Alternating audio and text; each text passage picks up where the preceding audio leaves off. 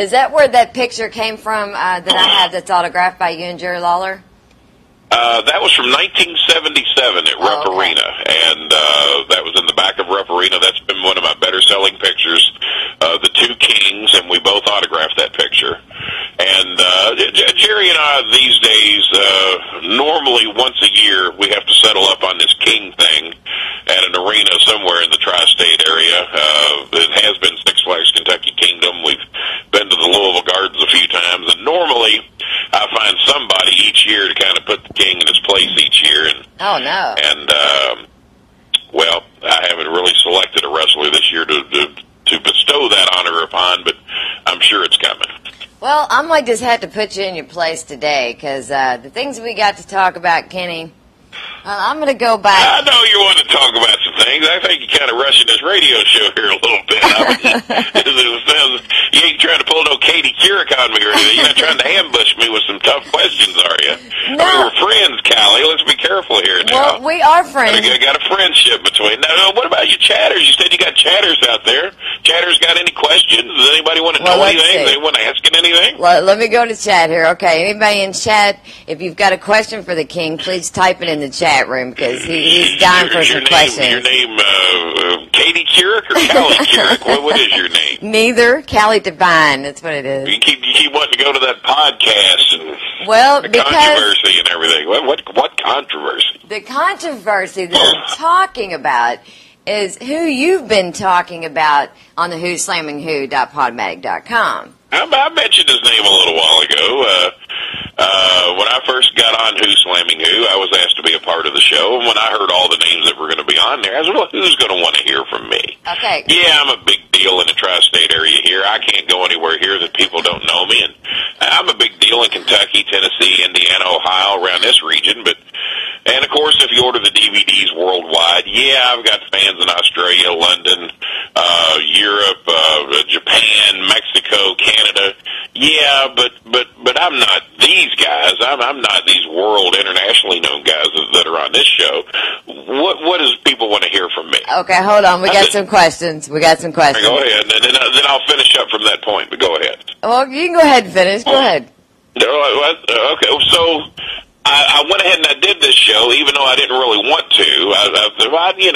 I can't compete with these 30 or 40 guys. And then all of a sudden, I started talking about what I know better than anybody, and that's the backgrounds of the wrestling business. And people that can you cuss on this show? Yes, you can.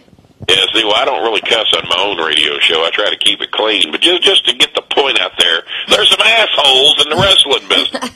And Jimmy Cornette is one of them. One of the biggest assholes I've ever known. Yeah, I've known him for 35 years. We've been friends for a good portion of that time until I became a success in the wrestling business in Ohio Valley Wrestling. Okay. I watched Jimmy kill about half a dozen wrestling companies that he was in. Every company he was in went out of business.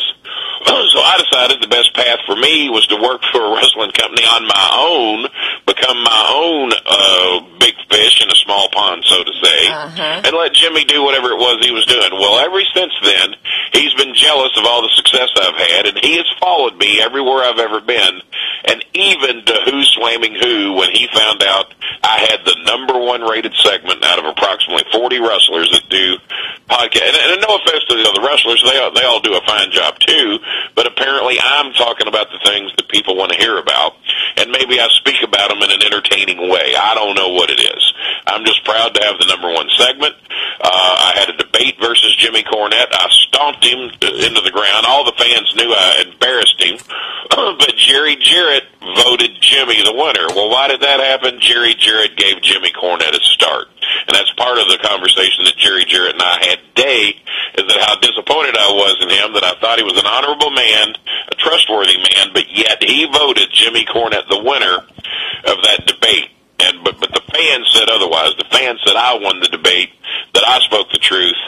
And so I went away. I declared myself the winner of the debate, and I went away for a couple of months. Well, Jimmy Cornette got his own segment on Who Slamming Who, and started running his yapper about me. Oh, well, I want Kenny Bolin to come back. I want him on here. I want to call him out on some of the things he's been saying about me.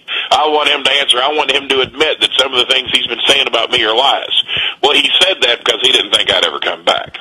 Well, when I heard that he wanted me on Who's Slamming Who and that he wanted me to confront him on some of the things I knew about him, the biggest shock in his life is when I started pulling out witnesses and I started bringing people that know stuff on him. Mm-hmm. And one of them involved a 12-year-old girl that he did something he shouldn't have tried to done. Yeah, we're going to get to that. And I guess that's what you want to talk about. Yeah, we're going to get to that. Hey, well, we'll get to that in a minute. We'll talk about the 12-year-old Jimmy Cornette in a little bit. Don't Katie Couric it now. Time being, let's go ahead and answer some of these questions here you got coming in. Okay, first of all, they want to know, Joe in the chat room wants to know, who is the most likely next superstar in the OVW now? And don't say Kenny Bolin. Most likely to be, boy, that would be a tough one. We had a young man here for a while named Anthony Bravado, but he had some personal issues that he had to leave the wrestling business for, that he had to take care of in his home life. I gave him an opportunity at one time to be the next guy. So anybody that's got any of the OVW DVDs out there that have seen Anthony Bravado, and there's some people that will slap me for even mentioning his name because they felt he put personal issues ahead of the wrestling business, but he had a shot. He had a shot. As a matter of fact, he had earned a title shot against JBL, the World Heavyweight Champion of the WWE at one time. And but personal issues kept him from having that match. So be nice if Bravado worked his way back into the equation. Who else do we have? That's a tough one because this is the developmental territory, and a lot of the guys are not yet where they're going to be, and where they are now as opposed to where they're going to be a year from now, 6 months from now, 2 years from now, is a little hard to say. But I tell you, another one we got is JD Maverick of Top Shelf that's on the OVW TV shows. He tries to shy away from this look, but he kind of reminds you a little bit of a young Shawn Michaels. Wow. And he does one heck of a job and is an outstanding wrestler. He's got about 8-9 years experience in the business. And so I would say the next breakout star from OVW, if I had to pick out one, I would say J.D. Maverick. J.D. Maverick. Remember that name, everybody. That'd be the guy to look out for. Okay, DJ Joker in the chat room, he is getting ready to move down here to Florida, him and his wife and his daughter, and they want to know how do they go about getting some free OVW tickets before they move? Well, you don't. Back in the days of the WWE affiliation, we used to let the fans in free. Mm-hmm. But that was back when they were paying us money to do that. But now that we have a working relationship with them, but they do not pay us to develop their talent anymore. So we have to recoup that money to pay for building rent, to pay for the television show, to pay for the wrestling talent. So we charge a meager $5 to get into the OVW television shows. And the way we see it, if you can take a family of 4 out for live entertainment for $20 these days, if you can't afford that, you probably need to be staying home anyway. Well, okay. But other than that, we'd love to see them down there. But yeah, it's $5 a head. They don't comp anybody anymore. My own son would have to pay if he came today. So they're pretty strict on the comp ticket thing. Right. Unless of course you're on the right arm of the king, then on my right arm, you know how that feels, Callie. Oh yeah, then you're signing autographs. You don't have to pay, baby. Well, I get fed and everything, so I'm not. Yeah, but Joker, then again, you dress know how much up like I love Callie. those luscious lips of yours. You know you can get in free anytime you want.